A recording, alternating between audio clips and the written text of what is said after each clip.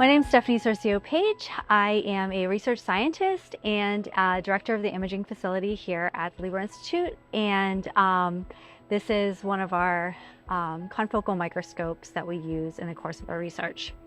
So a confocal microscope allows us to visualize things that are smaller than what we're able to see.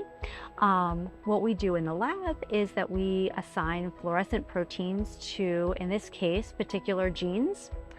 And that allows us to see that allows us to make them visible. So in this case, what we've done is that we have assigned different colors to markers of different cell types.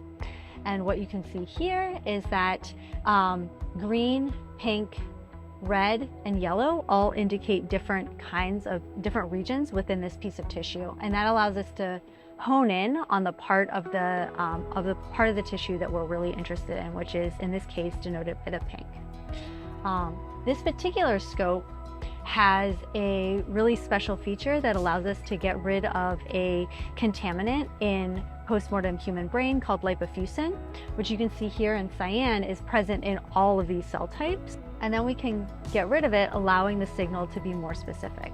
It's really important to be able to get rid of this lipofuscin because it is a product of lysosomal degradation, which means that it accumulates over age, which is especially problematic in human brain because all of our samples, have aged for many years. A lot of times other people erroneously attribute real signal to lipofuscin.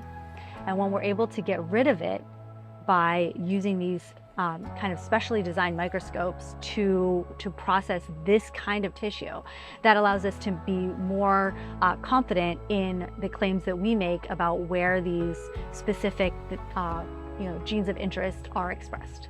Overall, this is important because when we do gene expression studies, we really want to be able to be confident in the region of interest that we're able to identify. This particular study is looking at the lateral septum, which is involved in social behaviors. So it's really affected in disorders like schizophrenia and autism, in which individuals present with altered social behaviors. And when we do gene expression comparisons between a donor with a disorder and a neurotypical donor, we want to make sure that we're capturing the exact same population.